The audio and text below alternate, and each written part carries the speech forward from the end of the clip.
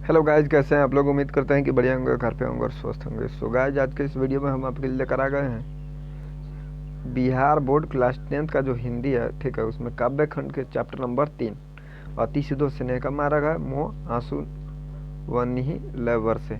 ठीक है, इससे जितने भी ऑब्जेक्टिव प्रश्न होने वाले हैं जो कि आपके 2022 के बोर्ड एग्जाम में पूछे जा सकते हैं, उन सभी ऑब्जेक्टिव प्रश्न के साथ में। तो दोस्तों, अगर आप चैनल पर पहली बार आए हैं, चैनल को सब्सक्राइब कर बेल आइकन जरूर दबाइएगा ताकि जो भी अपडेट हो सबसे पहले आप तक पहुंच सके। तो चलिए दोस्तों, वीडियो को शुरू कर लेते हैं। चलिए, हमारा सबसे पहला प्रश्न है यहीं पे, घनानंद जी किस काल के, एक मिनट दोस्तों, घनानंद जी किस काल के कवि हैं। घनानंद जी किस काल के कवि हैं? तो रीति काल के। किस काल के? रीति काल के। जब हम चैप्टर का लेखक परिचय दे रहे थे तो उसमें हम ये सब बात बताए हुए हैं आपको। ठीक है, दूसरा प्रश्न हमारा, सुजान सागर किनकी कृति है? सुजान सागर किनकी कृति है? तो घनानंद जी की है। किनकी है? घनानंद जी की है। चलिए, तीसरा प्रश्न हमारा, किसे प्रेम की पीर कवि कहा जाता है? मतलब किसे प्रेम का पीर कवि कहा जाता है? घनानंद जी को ही प्रेम का पीर कवि कहा जाता है। चौथा प्रश्न हमारा, लाक्षणिक पूर्ति मता और प्रयोग व चित्र के कवि कौन है? सॉरी गाइज, यहाँ पे मूर्ति मता लिखा हुआ है या पूर्ति मता, थोड़ा सा कंफ्यूजन हो रहा है।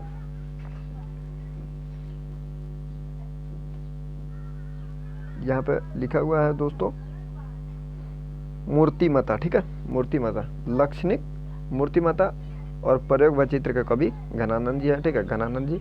चलिए, पांचवा प्रश्न हमारा, रीति मुक्त काव्य धारा के सिरमौर कवि किसे कहा जाता है? घनानंद जी को ही कहा जाता है। ठीक है, चलिए अगला प्रश्न हमारा, घनानंद की भाषा क्या थी? मतलब घनानंद जी का भाषा ब्रज भाषा था। हमें सब कुछ आपको बताए हुए हैं। प्रेमघन किस युग के कवि हैं? तो भारतेंदु युग के। किस युग के? भारतेंदु युग के।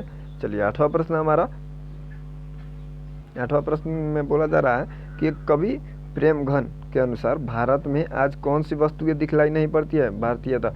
सॉरी गाइज, ये उधर का क्वेश्चन लिख दिया गया है, ये प्रेमघन वाले चैप्टर में से है। चलिए, अगला है हमारा, घनानंद किससे प्रेम करते थे? सुजान नर्तकी से। किससे प्रेम करते थे? सुजान नर्तकी से।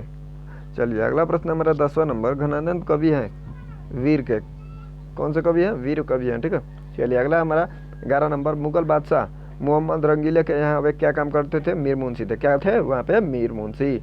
चलिए, परिहरित के लिए देह कौन धारण करता है? तो बादल। परिहरित के लिए देह कौन धारण करता है? बादल।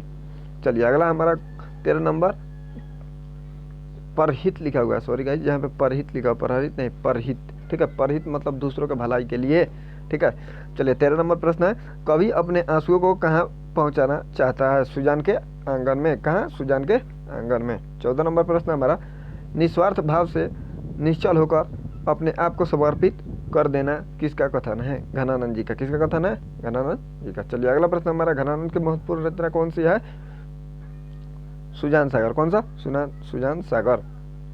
चलिए, 16 नंबर प्रश्न है हमारा, घनानंद ग्रंथावली का संपादन किसने किया? विश्वनाथ मिश्रा ने। किसने? विश्वनाथ मिश्रा ने।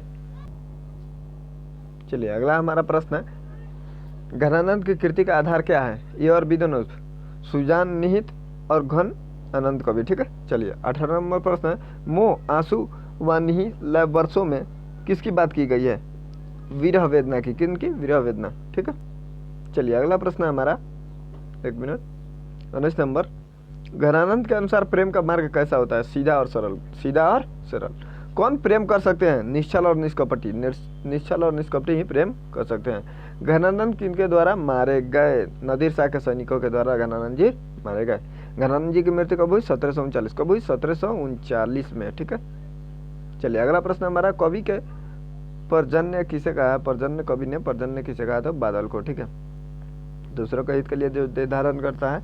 चलिए, अगला हमारा, घनानंद का जन्म कब हुआ? 1689। चलिए, रज का अर्थ क्या होता है? धूल। रज का अर्थ क्या होता है? धूल। घनानंद काव्य में किस शैली का प्रयोग करते थे? ए और बी दोनों, रिजु शैली और वक्र शैली। रिजु और वक्र दोनों शैली को। ठीक है, चलिए, एकांतिक और एकाग्र प्रेम के कवि कौन हैं? घनानंद जी है। ठीक है, 28 नंबर जो हमारा इस चैप्टर से अंतिम प्रश्न होने वाला है, संकालु हृदय नहीं कर सकता है प्रेम। तो दोस्तों इस चैप्टर से एकदम परफेक्ट 28 प्रश्न निकले हैं जो कि आपके एकदम बोर्ड एग्जाम में काम आने वाले हैं। तो दोस्तों अभी तक वीडियो को लाइक नहीं किया है तो एक लाइक कीजिए, और चैनल पर पहली बार आए चैनल को सब्सक्राइब कर बेल आइकन जरूर दबाइएगा ताकि जो भी अपडेट है सबसे पहले आप तक पहुंच सके। चलिए दोस्तों इस वीडियो को यहीं पे खत्म करते हैं, फिर मिलेंगे अगले वीडियो में, तब तक के लिए गुड बाय।